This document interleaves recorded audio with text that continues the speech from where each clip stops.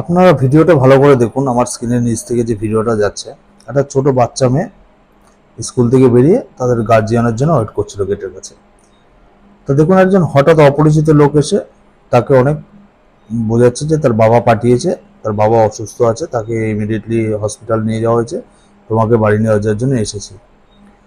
অনেকক্ষণ বোঝানোর পর তখন বাচ্চাটা বললো, না আমি যেতে পারবো না বা আমি যাবো না, এরকম ডিনাই করছে। তখন সে জোর জবরদস্তি শুরু করলো। কিন্তু সে বাচ্চাটা গার্জিয়ানের একটা ভালো ট্রেনিংয়ের জন্যে দেখুন সে ডিনাই করে সোজা ভিতরে চলে গেল, গিয়ে প্রিন্সিপালকে ডেকে নিয়ে আসলো বা ম্যাডামকে ডেকে নিয়ে আসলো যে আমাকে এরকম এরকম বলছে। তখন সে ম্যাডাম দেখুন কাছে গিয়ে ব্যাপারটা ভেরিফাই করলো। ভেরিফাই করার পর যখন বললো যে আমি তাহলে ওর বাড়ির গার্জিয়ানের সাথে কথা বলি, তখনই ছেলেটা ওখান থেকে পালিয়ে গেল।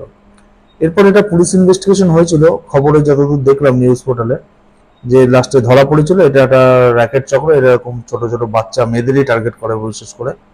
তাই প্রত্যেকটা বাবা মার কাছে অনুরোধ, দয়া করে আপনার বাচ্চাকে একটু এই ট্রেনিংটা ছোটবেলা থেকে দিয়ে দিন, যে বাবা মার অবর্তমানের বা 2-3 জনকে সিলেক্ট করে দিন যে এদের অবর্তমানে তোমাকে স্কুলে আনতে যাবে না। সে যত বড়ই তোমার বলুক বাবা অসুস্থ হয়ে গেছে, মা অসুস্থ হয়ে গেছে, এই হয়েছে হয়েছে, কিছুতেই তুমি কারোর কাছে যাবে না। যদি এরকম কোনোদিন সিচুয়েশন হয়, আমরা স্কুলের সঙ্গে কন্ট্যাক্ট করে তোমাকে ওখান থেকে নিয়ে আসবো। এইভাবে ট্রেনিং দিলে মনে হয় বাচ্চাগুলো আজকে সেভ হয়ে যাবে। এরকম আমাদের ভারতবর্ষে তো হচ্ছেই, পৃথিবীতে এরকম অনেকভাবে এই বাচ্চা চুরির ঘটনা ঘটছে। কত বাচ্চা তার মা বাবার কাছ থেকে হারিয়ে গেছে ছোট্ট একটা ভুলের জন্য। তাই ছোটবেলা থেকেই বাচ্চাদের এই শিক্ষাগুলো দিন, যাতে তারা উত্তর দিতে পারে এবং সঙ্গে সঙ্গে যারা ব্যাপারটা প্রোটেস্ট করে যেন বেরিয়ে আসতে পারে। ধন্যবাদ।